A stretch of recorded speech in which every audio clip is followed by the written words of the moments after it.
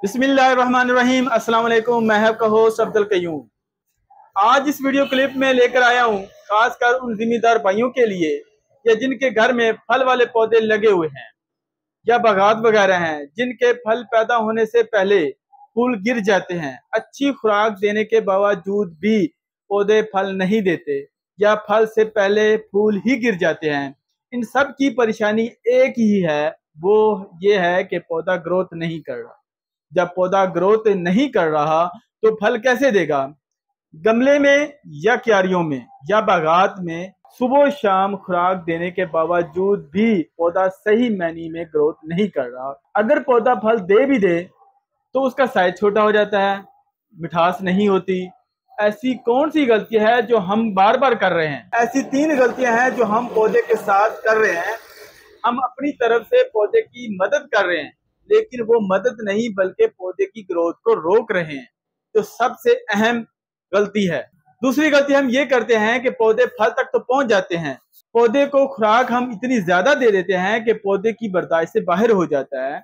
इसलिए पौधे के फूल गिर जाते हैं या फल तक पहुंचकर खत्म हो जाते हैं, और इसके साथ साथ मिठास भी खत्म हो जाती है और साइज में भी छोटा हो जाता है। ये 5-6 किन्नू के पौधे हैं जिसके ऊपर मैंने एक छोटा सा तजर्बा किया और इतना कामयाब हुआ कि आप सोच भी नहीं सकते। ये 3-3 साल के पौधे हैं। इनके ऊपर फल बराए नाम के होते थे। घर वाले बहुत परेशान थे कि इसको खत्म करके कई और पौधे लगा लेते हैं, लेकिन मैंने इनको समझाया कि आप एक दफा इन पौधों को मेरे हवाले कर दें, इसके बाद आप इन पौधों को खत्म कर देना। अगर ये वाले पौधे फल से भर जाएं तो रख लेना, ना तो खत्म कर देना। तो भाई को मेरी बात समझ आ गई, इसने ये पौधे मेरे हवाले कर दी। जब पौधे की पॉलिनेशन करते हैं तो उस वक्त बहुत ज्यादा गलतियां कर जाते हैं जिसका हमको पता ही नहीं होता। जब पौधे को एक जगह से दूसरी जगह तब्दील करते हैं या शिफ्ट करते हैं तो उस वक्त पौधे को इतनी ज्यादा खुराक दे देते हैं कि पौधा इस खुराक को बर्दाश्त नहीं करता। इसलिए पौधे को अपनी जड़ें मजबूत करने तक किसी किस्म की खुराक नहीं देनी चाहिए, ताकि पौधा जमीन के अंदर से ही अपनी खुराक का रास्ता बनाए। जब हम ऊपर से खुराक देते हैं तो पौधा नीचे से खुराक हासिल नहीं करता। इसकी वजह से पौधे की जड़ें कमजोर हो जाती हैं, फूल और फल वगैरह नहीं लगते, वो जल्द ही गिरना शुरू हो जाते हैं। इसलिए मेरे किसान भाइयों, जब भी कोई पौधा एक जगह से दूसरी जगह शिफ्ट करना हो तो उस वक्त खुराक बिल्कुल ना दें। पौधे को खुराक ऊपर से नहीं बल्कि नीचे से जमीन से अपने आप हासिल करें। तब तक आपने ऊपर से खुराक नहीं देनी जब तक पौधा खुद ब खुद अपनी जड़ें ना बना ले। दूसरी गलती हम उस वक्त करते हैं जब पौधा 1-2 साल का हो जाता है या पौधे फल देना शुरू करते हैं, तो उस वक्त हम क्या करते हैं कि हम तरह तरह की स्प्रे और खाद फर्टिलाइजर वगैरह डालते हैं ताकि हमारे पौधे ज्यादा से ज्यादा फल दें। हम स्प्रे और खाद इतनी ज्यादा कर देते हैं कि पौधे फल देने की बजाय पौधे फल देने के काबिल ही नहीं होता। आपको पता होना चाहिए कि पौधे ने फूल कब लेना है। मिसाल के तौर पर पौधे अक्टूबर के महीने में फूल लेते हैं, आपको चाहिए 1 माह पहले ही इसकी खुराक तैयार कर लें। गलती हम यहाँ पर यह करते हैं कि जो खुराक हमने फल के आने पर दी है वो अगर 1 माह पहले दी जाए, उस वक्त पौधे की पॉलिनेशन हो रही होती है, इस वक्त इसको किसी चीज की जरूरत नहीं होती सिवाय एक स्प्रे के जो मैंने अभी बतानी है। इसके अलावा किसी और की स्प्रे या खाद की जरूरत नहीं होगी। जितनी अच्छी तरीके के साथ आपने पौधे की पॉलिनेशन कर ली, उतनी ही ज्यादा पौधा फल से भर जाएगा। ये तो थी हमारी गलतियां जिसको हमने ठीक करना है और अक्सर हम करते रहते हैं। अब आपको पता भी चल गया होगा कि हमने कौन कौन सी गलतियां की हैं और कहां पर की हैं।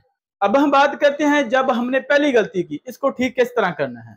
जब पौधे को एक जगह से दूसरी जगह शिफ्ट करते हैं, ये सबसे पहली गलती है। पौधे को शिफ्ट करने से पहले जमीन की अच्छी तरह तैयारी करनी है। जमीन की तैयारी किस तरह करनी चाहिए?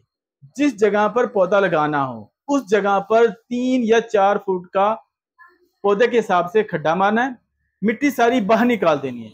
इस जगह पर वर्मी कंपोस्ट या पुराना गोबर, जिसको काला गोबर भी कहते हैं, और इसके साथ नहर की बल डालनी है। इसके अलावा आपने और कोई चीज नहीं डालनी। अगर आपने ताज़ा गोबर डालना है, ताज़ा गोबर के अंदर मैथिलीन गैस होती है जिसको पहले खत्म करना होगा, फिर इसके इस्तेमाल में ला सकते हैं। इससे बेहतर हल ये है कि आप पुराना गोबर ले लें और नहर की बल वाली मिट्टी, इन दोनों को मिलाकर इस खड्डे में डाल दें। जब आपका खड्डा इस मिट्टी से भर जाएगा तो उस वक्त इस खड्डे के ऊपर एक छटाक मिट्टी का तेल और एक छटाक नीला थोथा पानी के साथ मिलाकर खड्डे को भर देना है। अब इसको 3 या 4 दिन ऐसे ही छोड़ देना है। इसके बाद आपने इस खड्डे के ऊपर पौधा लगा देना है या शिफ्ट कर देना है। इसके बाद ना तो पौधा आपका बीमार होगा और ना ही किसी किस्म की फंगस वाली बीमारी लगेगी। इससे आपका पौधा बिल्कुल तंदुरुस्त नजर आएगा।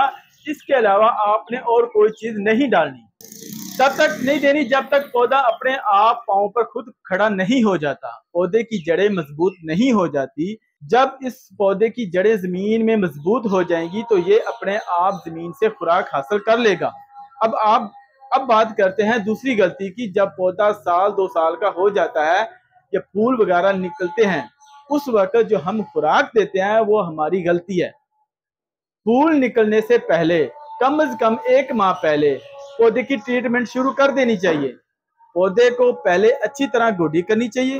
गोडी के बाद आपने जो खुराक तैयार करनी है वो ये है कि आधा पाव चूना, आधा पाव नीला थोथा और 1 छटाक मिट्टी का तेल, इन तीनों चीजों को पानी में मिक्स कर देना है।